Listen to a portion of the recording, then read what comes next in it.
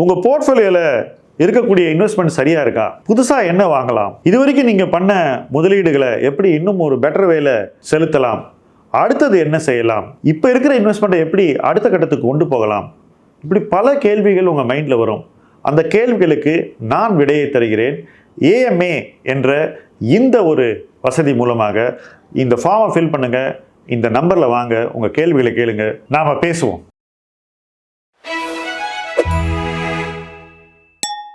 இன்றைக்கி நம்ம பேச போகிற தலைப்பு, ஒரு ஸ்டாக்கோட 10 ஆண்டு எப்படி இருப்பது. ஏன் இந்த கேள்வியை நம்ம இங்கே வைக்கிறோம்? முக்கியமான ரீசன், காம்பவுண்டிங்கிறது காலம் அதிகமாக ஆக நமக்கு அதிக பயன்களை கொடுக்கும். நிறைய பேர் ஒரு ஸ்டாக்கை வாங்குவாங்க, டபுள் பண்ண உடனே விற்றுருவாங்க, அப்புறம் இன்னொரு ஸ்டாக்கை வாங்குவாங்க, அது சுமாராக போகும். அதுக்கப்புறம் இன்னொரு ஸ்டாக்கை வாங்குவாங்க, ஒரு வேளை அது ஒரு 50% மேலே போகும். அப்புறம் அதையும் விற்றுட்டு மறுபடியும் வேறு ஒரு ஸ்டாக்கை வாங்க, அது சுமாராக போகும். அதுக்கப்புறம் திரும்பி இந்த முதல்ல வாங்கின ஸ்டாக்கை வந்து பார்ப்பாங்க.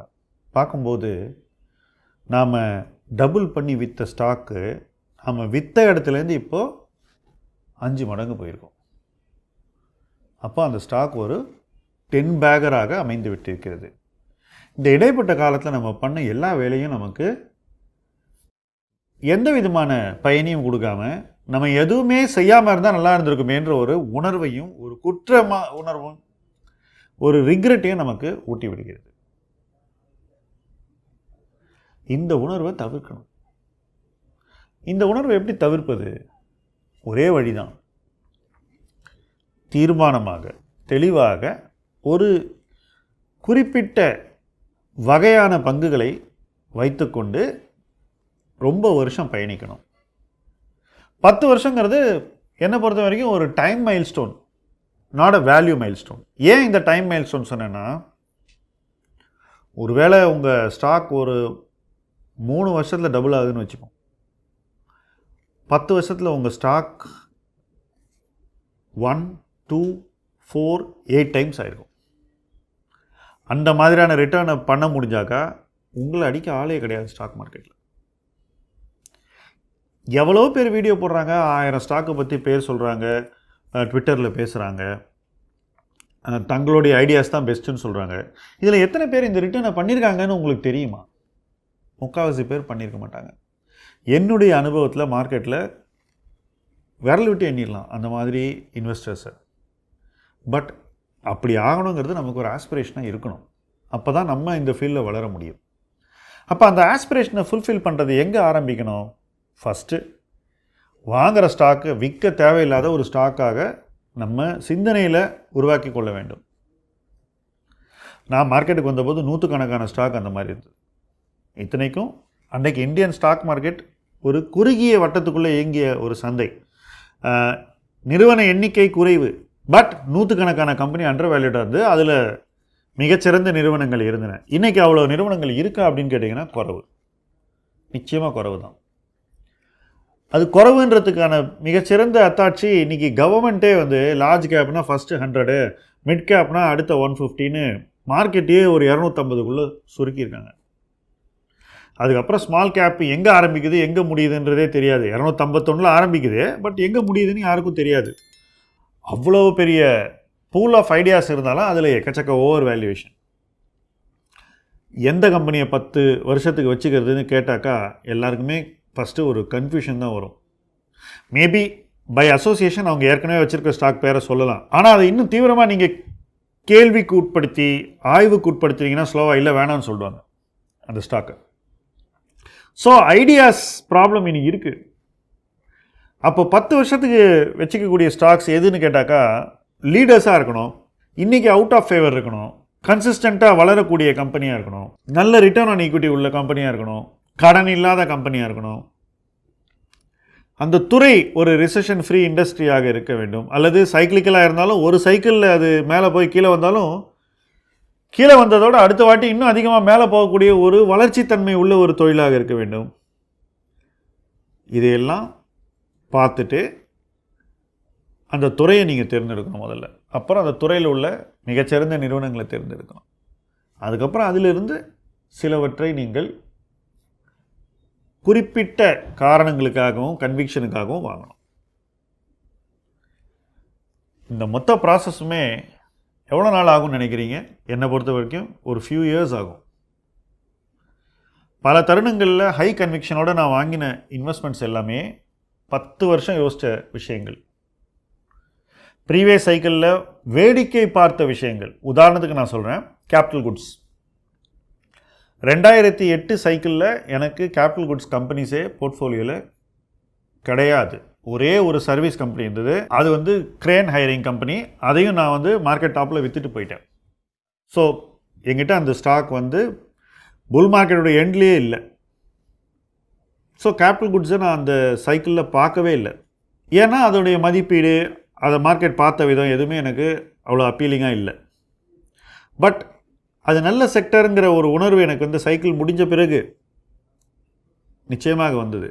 அந்த சைக்கிளில் பார்த்த சில ஐடியாஸை தான் நான் 2017-18 பார்க்க ஆரம்பிக்கிறேன். ஏன்னா அந்த பீரியடில் இந்த ஸ்டாக்ஸை யாருமே பார்க்க ரெடியாக இல்லை. 2008 உச்சத்தில் இருந்த ஸ்டாக்கு 10 வருஷம் கழித்து லோயஸ்ட் பாயிண்ட் ஆஃப் வேல்யூவேஷனில் இருக்குது. ஆனால் மறுபடியும் வளர்ச்சிக்கு திரும்பக்கூடிய ஒரு சூழ்நிலை உருவாகி வருகிறது. இது ரெண்டும் சேர பார்த்ததுனால அந்த செக்டரில் போய் என்ன வாங்கலாம் அப்படின்னு நான் பார்க்குறேன். ஸோ இந்த ஆரம்ப புள்ளிங்கிறது ஒரு நாள் வீடியோ பார்த்துட்டு மறுநாள் பார்க்குறது இல்லை. 10 வருஷம் நம்ம மைண்டில், நம்மளுடைய ஆப்சர்வேஷனில், நம்மளுடைய கான்ஷியஸ்னஸில், நம்மளுடைய ரிசர்ச்சில் இருக்கக்கூடிய சில விஷயங்கள் தான். அது தொடர்ந்து இருந்துக்கிட்டே இருக்குது. அந்த முதலீட்டு கரு உங்கள் மைண்டில் இருக்கிறதுனால நீங்கள் அதை உங்களுக்குள்ளே ஸ்லோவாக பட்டையை தீட்டுறீங்க, ஸ்லோவாக டெவலப் பண்ணுறீங்க. ஒரு பாயிண்டில் நமக்கு வந்து பிரைட்டாக தெரியுது, பளிச்சுன்னு தெரியும் போது, சரி இப்போது இவ்வளோ நாள் வெயிட் பண்ண அந்த பீரியட் முடிஞ்சிருச்சு, நம்ம இந்த முதலீடை கன்சிடர் பண்ணலாம். நம்ம இன்னும் தீவிரமாக ரிசர்ச் பண்ணி அந்த முடிவுக்கு வர்றோம். அதுக்கப்புறம் கூட 10 வருஷம் முன்னாடி வேலை பண்ணதுன்னு சொன்னேன். நான் இன்வெஸ்ட் பண்ணதுக்கப்புறம் கூட 10 வருஷம் ஜேர்னி இருக்குது. இப்போ ஏற்கனவே 5 வருஷம் ஆயிடுச்சு. 2018 வாங்கின சில ஸ்டாக்ஸ் 4 வருஷத்துக்கு ஒன்றுமே பண்ணலைங்க, நத்திங், மூமெண்ட்டே இல்லை. ஆனால் இந்த 5ஆவது வருஷத்தில் பல மடங்கு அதனுடைய மதிப்பு கூடியிருக்கிறது. இப்போ ஒருவேளை மார்க்கெட்டில் இருக்கிற பல பேர் மாதிரி நம்மளும் டெய்லி வீடியோவில் இதை வாங்க அதை விருன்னு இதெல்லாம் சொல்லிகிட்டு இருந்தா கேட்குறவன் எரிச்சல் அடைஞ்சிருப்பான், விரக்தி அடைஞ்சிருப்பான், கோவம் அடைஞ்சிருப்பான். சொல்கிறாங்க ஏறல, இதை எதுக்கு நம்ம பார்க்கணும்னு சொல்லியிருப்பான்.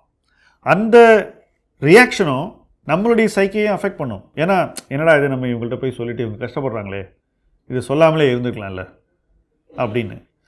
இதெல்லாம் ஒரு 3 வருஷம் 4 வருஷம் முடிஞ்ச பிறகு ஸ்டாக் ஏற ஆரம்பிக்கும்.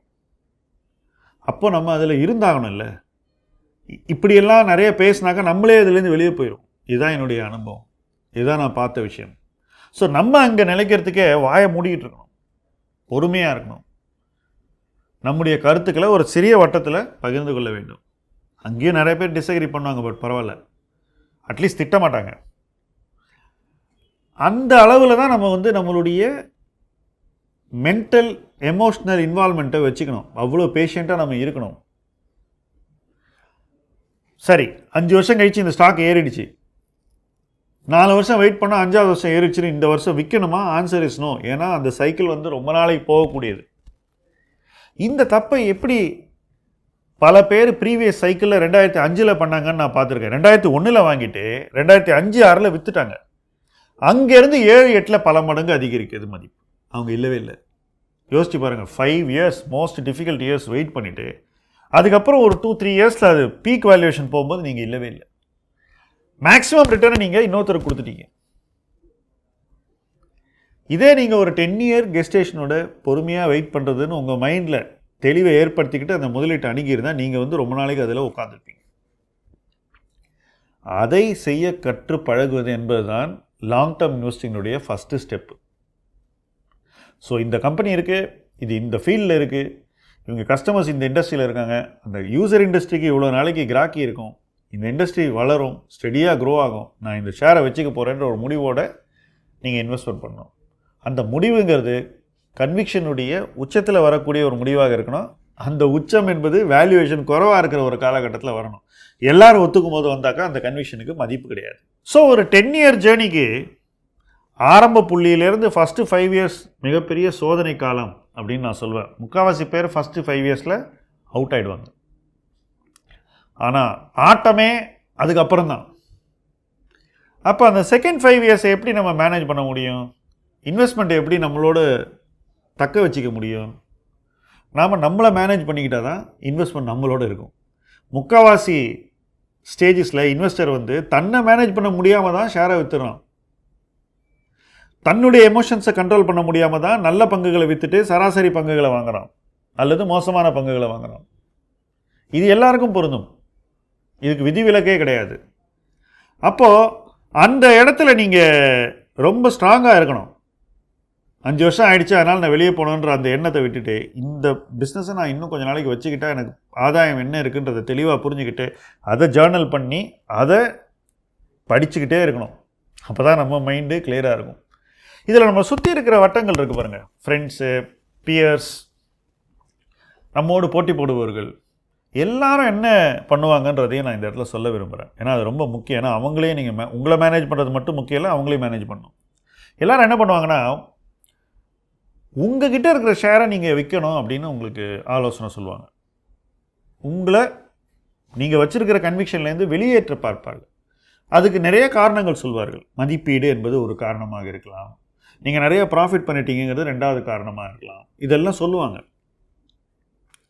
இதில் முக்கியமாக இதுக்கப்புறம் ஒன்று சொல்லுவாங்க, இதை வச்சுக்கிறதுக்கு பதிலாக இதை வாங்கலாமேன்னு. அது அவங்களுக்கு கன்விக்ஷன் உள்ள ஒன்றா இருக்கும். ஸோ உங்கள் பணத்தை நீங்கள் உங்கள் கன்விக்ஷன் இருக்கிற இடத்துலேருந்து எடுத்து அவங்க கன்விக்ஷன் இருக்கிற இடத்துல போட வைக்கிறது என்பது பலருக்கு ஒரு மிக முக்கியமான தேவை. It's a emotional need for them. அதன் மூலமாக தங்களுடைய பங்குகளும் உயரும் என்பது ஒரு யதார்த்தமான எதிர்பார்ப்பு. அதை நீங்கள் மறக்கக்கூடாது, மறுக்கவும் கூடாது. ஸோ அந்த மாதிரியான ஒரு மனநிலையும் பல பேருக்கு இருக்கிறதுனால அந்த மனநிலையிலேருந்து உங்களை நீங்கள் காப்பாற்றிக்கணும். ஸோ இந்த பியர்ஸ் வந்துட்டு உங்கள் ஐடியாவை நான் வந்து டிபேட் பண்ணுறேன்னு சொல்லி கிரிட்டிசைஸ் பண்ணி உங்களை அந்த கன்விக்ஷன்லேருந்து வெளியேற்றுவது என்பது ஒரு மிகப்பெரிய ரிஸ்க்கு. அது நிறைய இந்த மிட் பாயிண்டில் நடக்கக்கூடிய ஒரு சம்பவம். அந்த சம்பவம் உங்களுக்கு நடக்காமல் நீங்கள் பார்த்துக்கணும் அரவுண்ட் தி 5th இயர். அது மட்டும் இல்லை, ஃப்ரெஷ்ஷாக இந்த ஷேரை வாங்கினா என்ன விலைக்கு வாங்குவோன்னு ஒரு அளவை வச்சுக்கணும். வாங்கினா அதுக்கு என்ன எதிர்பார்ப்புன்ற ஒரு கிளியர் எக்ஸ்பெக்டேஷனை பில்டு பண்ணிக்கணும். அந்த எக்ஸ்பெக்டேஷனையும் அந்த கிளாரிட்டியும் நீங்கள் உருவாக்கிட்டீங்கன்னா உங்களுக்கு இந்த இன்வெஸ்ட்மெண்ட் ஒரு ஃப்ரெஷ் இன்வெஸ்ட்மெண்ட்டாக தெரியும் 5 இயர்ஸில். அப்போ நீங்கள் விற்க மாட்டீங்க. இதுவும் ஒரு முக்கியமான யுக்தி. ஸோ இதெல்லாம் பண்ணாதான் ஒரு இன்வெஸ்டர்னால் ரொம்ப நாளைக்கு ஒரு ஸ்டாக்கோட பயணிக்க முடியும். என்னை பொறுத்த வரைக்கும் இது ஈஸி இல்லை, இது எனக்கும் ஈஸி இல்லை. ஆனால் இது செய்யணுங்கிறது தெளிவாக தெரியுது. You can have something in your mind, but practicing it is more difficult despite you are having it in your mind. அதை நீங்கள் பேசிக்காக புரிஞ்சுக்கணும். அதுதான் இந்த வீடியோனுடைய முழு ஃபோக்கஸே. எனக்கு தெரியும், ஆனால் நான் செய்ய மாட்டேன். இது ஹியூமன் நேச்சர். இது எனக்கு மட்டும் இல்லை, எல்லாருக்கும் வரக்கூடிய ஒரு விஷயம். எனக்கு தெரியுன்றதை நான் வந்து ஃபஸ்ட்டு ஒத்துக்கிட்டு அதை கரெக்டாக நான் வந்து தெரிஞ்ச விஷயத்தை தப்பில்லாமல் செய்கிறதுங்கிறது தான் இன்வெஸ்ட்மெண்ட்டில் முக்கியமான ஒரு குறிக்கோளாக இருக்க வேண்டும்.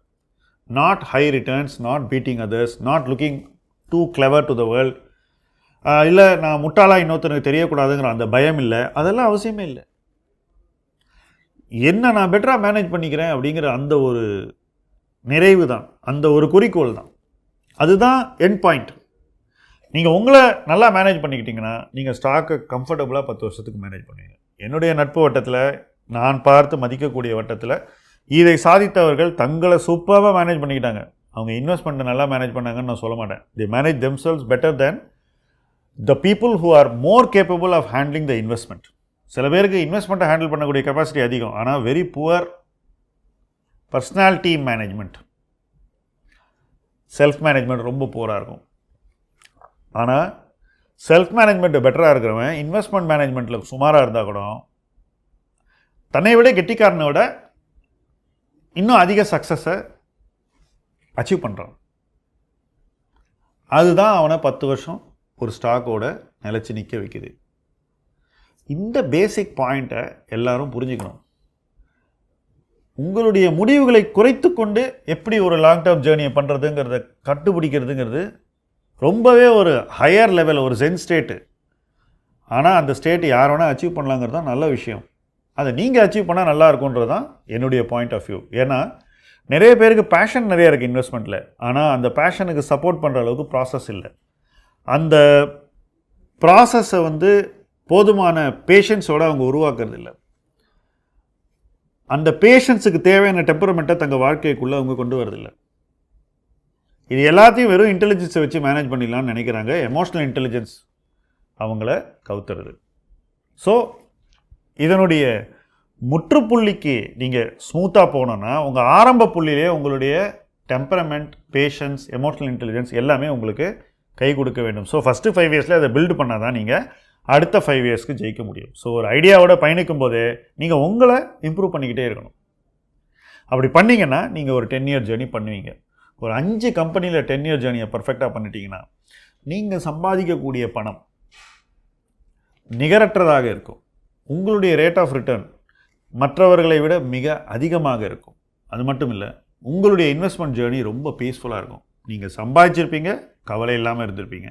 அதை விட பெட்டர் இன்வெஸ்ட்மெண்ட் ஜேர்னியை யாரும் கேட்க முடியாது. அந்த மாதிரி ஒரு ஜேர்னியை உருவாக்க இணைந்து பயணிப்போம். முதலீட்டு களம் உங்கள் களம். நன்றி.